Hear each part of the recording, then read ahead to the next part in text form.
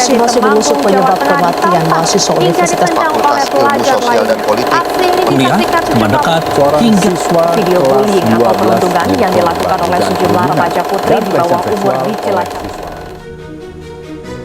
Assalamualaikum warahmatullahi wabarakatuh.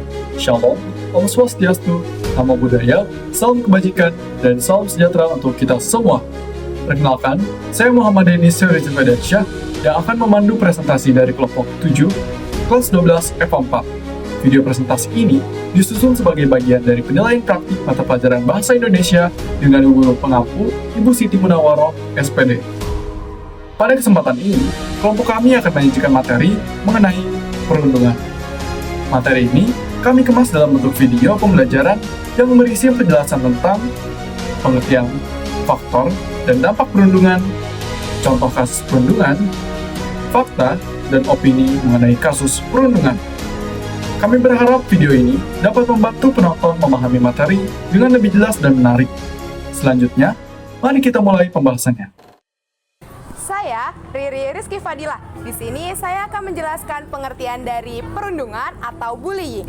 Istilah bullying berasal dari bahasa Inggris, yaitu bull, yang berarti banteng. Secara etimologi, kata bully berarti penggeretak atau orang yang mengganggu yang lemah. Menurut Rigby tahun 1994, bullying adalah sebuah hasrat untuk menyakiti yang diperlihatkan ke dalam aksi secara langsung oleh seseorang atau kelompok yang lebih kuat. Tidak bertanggung jawab dan biasanya itu berulang-ulang dan dilakukan secara senang bertujuan untuk membuat korban menderita. Pengertian bullying secara umum adalah segala macam kegiatan yang bertujuan untuk melukai dan menyakiti seseorang baik secara fisik maupun mental secara berulang-ulang. Kegiatan ini dapat terjadi karena adanya penyalahgunaan kekuasaan atau kekuatan kepada orang yang lebih lemah atau orang yang dibenci oleh pelaku.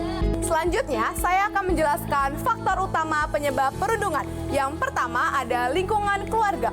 Pola asuh keras, kurang perhatian, dan konflik keluarga dapat membentuk anak menjadi agresif. Pengalaman pernah menjadi korban atau melihat kekerasan juga membuat anak meniru perilaku tersebut. Yang kedua, ada teman sebaya dan lingkungan sosial. Tekanan untuk diterima kelompok, budaya senioritas, dan lingkungan yang menganggap kekerasan sebagai hal biasa mendorong terjadinya perundungan. Yang ketiga, ada faktor sekolah. Pengawasan guru yang kurang, aturan yang tidak tegas, serta adanya perlakuan tidak adil atau diskriminasi membuat perundungan lebih mudah terjadi. Yang keempat, ada faktor individual atau psikologis.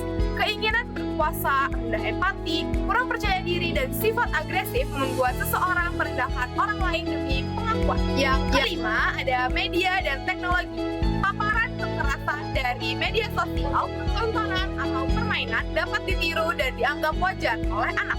Yang terakhir ada faktor lainnya, perbedaan fisik atau status sosial, serta masalah ekonomi. Misalnya, pemerasan juga dapat menjadi pemicu perundungan.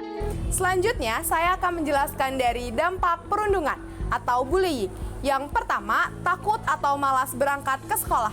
Korban memiliki pengalaman tidak menyenangkan di sekolah sehingga muncul rasa takut dan enggan datang kembali ke tempat terjadinya perundungan.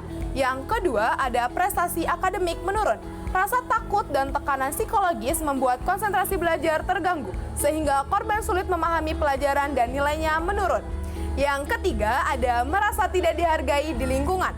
Ejekan, perlakuan semena-mena, dan tidak adanya dukungan membuat korban merasa tidak berharga serta tidak diterima oleh orang di sekitarnya. Yang keempat, ada menurunnya kemampuan sosial dan emosional.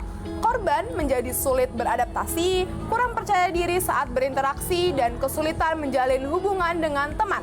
Selanjutnya, kita akan membahas contoh kasus perundungan untuk memberikan gambaran nyata mengenai bagaimana perundungan dapat terjadi. Pemirsa, pengungkapan penyebab tewasnya mahasiswa Universitas Udayana Bali Timothy Anugrah Saputra memasuki babak baru. Polisi hari ini memeriksa rekaman CCTV kampus. Terkait hal tersebut, kita akan membahasnya bagaimana pandangan pakar hukum pidana bersama Kang Asep Iwan Iriawan. Selamat siang, Kang Asep. Kang Asep, selamat siang. Iya, Kang Asep, dalam konteks hukum pidana, apakah bullying berujung kematian itu bisa membuat pelaku bullying itu dikualifikasikan melakukan tindak pidana?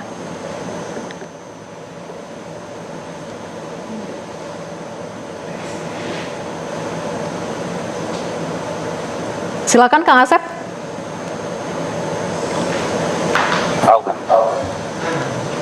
Ya, jadi perundungan terhadap orang meninggal itu jelas diatur ya, kalau dalam media sosial itu dalam undang-undang ITE, tapi kalau di KUHP juga ada pasal-pasal baik KUHP lama maupun KUHP baru. Tapi kalau yang sebelum kejadian ada kematian itu perlu penyelidikan lebih lanjut, apakah karena hal lain. Jadi yang setelah kejadian meninggalnya melakukan perundungan oleh masa-masa tersebut itu jelas etisnya harus diberi maksimal hukumannya, kemudian juga pidananya harus ditindaklanjuti. Jadi pasal apa yang tepat jika menjerat dari pelaku bullying ini jika terbukti ya Kang Asep? Ya, pasal-pasalnya adalah jelas, pasal-pasal perundungan terhadap orang yang itu kan jelas ada ya. Di hal-hal itu di Undang-Undang ITE maupun di KUHP diatur jelas ya. Siapapun tidak boleh, jangan kepada orang hidup, yang meninggal pun termasuk nggak boleh melakukan perundungan ya. Hal-hal itu ya yang jelas itu perbuatan kriminal lagi dilakukan di dunia maya, artinya kena cybernya ada undang-undang ITE, di undang-undang ITE itu jelas bahwa hal-hal itu tidak patut ya. Baik tentang kesusilaan, kesusilaan itu nanti di KUHP-nya pasal berapa itu akan dikenakan. Setelah memahami kasus yang terjadi, berikutnya kita akan membahas fakta dan opini terkait kasus tersebut. Pada bagian ini, akan dijelaskan informasi yang bersifat faktual, berdasarkan kejadian yang ada, serta pendapat atau pandangan yang berkembang mengenai kasus tersebut. Saya, Alia Trilestari, akan menyampaikan fakta terkait kasus Timothy Anugrah Saputra, pengungkapan penyebab kematian mahasiswa Universitas Udayana Timothy Anugrah Saputra masih dalam tahap penyelidikan. Pihak kepolisian kini memasuki tahap pemeriksaan rekaman CCTV kampus guna melengkapi alat bukti. Dalam pembahasan bersama, pakar hukum pidana dijelaskan bahwa perundungan termasuk yang terjadi di media sosial dapat dikenakan sanksi berdasarkan Undang-Undang ITE maupun KUHP. Bahkan penghinaan atau pencemaran terhadap orang yang telah meninggal dunia juga memiliki dasar hukum. Oleh karena itu, penegakan hukum harus didasarkan pada alat bukti yang cukup dan sah, sehingga kepolisian masih mengumpulkan berbagai bukti serta keterangan saksi untuk memastikan penyebab kematian dan menentukan ada atau tidaknya unsur pidana dalam peristiwa tersebut. Saya Revina Faiza akan menyampaikan opini terkait kasus Timothy Anugrah Saputra. Jadi, menurut pakar hukum pidana berpendapat bahwa jika terdapat perundungan terhadap Timothy Anugrah Saputra, maka peristiwa tersebut diduga terjadi setelah kematiannya dan memiliki konsekuensi hukum yang jelas. Ia juga menyampaikan bahwa dugaan adanya keterkaitan peristiwa sebelum kematian masih perlu dibuktikan melalui proses penyelidikan yang mendalam. Selain itu, ia menilai bahwa perundungan terhadap seseorang yang telah meninggal dunia melalui media sosial merupakan hal yang jarang terjadi dan sepanjang pengetahuannya baru pertama kali muncul.